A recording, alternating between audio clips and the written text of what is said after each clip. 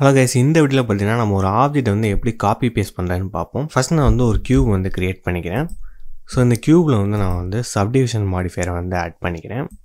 So இதோட levels வந்து நான் வந்து இன்க்ரீஸ் பண்ணிக்கிறேன். ஸோ இப்போ வந்து நான் வந்து எடிட் மோட் சேஞ்ச் பண்ணால் எனக்கு வந்து இது இன்னும் ஸ்டில் வந்து கியூபாக தான் எனக்கு காமிக்கும். ஸோ நான் இதில் வந்து ஒரு ஃபேஸை மட்டும் செலக்ட் பண்ணிட்டு ஜியை ப்ரெஸ் பண்ணி நான் அதை வந்து மாடிஃபை பண்ணிக்கிறேன். ஸோ நான் ஃபேஸ் மோடில் இருக்கிறத வந்து வெர்டிசஸ் மோட் சேஞ்ச் பண்ணி நம்ம வெர்டிசஸ் வந்து செலக்ட் பண்ணி நம்ம வந்து மாடிஃபை பண்ணிக்கலாம். ஸோ இந்த மாதிரி வெர்டிசஸ் வந்து செலக்ட் பண்ணியும் நம்ம வந்து மாடிஃபை பண்ணிக்கலாம். ஸோ நீங்கள் இந்த ஆப்ஜெக்ட் வந்து காப்பி பேஸ்ட் பண்ணணும்னா அந்த ஆப்ஜெக்ட் செலக்ட் பண்ணிட்டு கண்ட்ரோல் சியை ப்ரெஸ் பண்ணுங்கள். அப்புறம் கண்ட்ரோல் வியை ப்ரெஸ் பண்ணிங்கன்னா நமக்கு இந்த ஆப்ஜெக்ட் வந்து காப்பி பேஸ்ட் ஆயிரும். ஸோ நான் வந்து ஜியை ப்ரெஸ் பண்ணிட்டு இந்த ஆப்ஜெக்ட் வந்து மூவ் பண்ணிக்கிறேன், காப்பியான ஆப்ஜெக்ட் வந்து. ஸோ இந்த மாதிரி தான் நம்ம வந்து பிளெண்டரில் வந்து காப்பி பேஸ்ட் வந்து யூஸ் பண்ணிக்கலாம். நம்மளோட பிளெண்டர் கிளாஸில் வந்து உங்களுக்கு ஏதாவது டவுட் இருந்துச்சுன்னா நம்மளோட வீடியோ கீழே வந்து கமெண்ட் பண்ணுங்கள். ஏன்னா நாங்கள் வீக்லி பார்த்தீங்கன்னா லைவ் கிளாஸஸும் வந்து கண்டக்ட் பண்ணுறோம். அதில் உங்களோட டவுட்ஸை வந்து கண்டிப்பாக வந்து கிளியர் பண்ணுவோம். ஸோ மறக்காமல் நம்மளோட வீடியோ கீழே உங்களோட டவுட்ஸை வந்து கமெண்ட் பண்ணுங்கள்.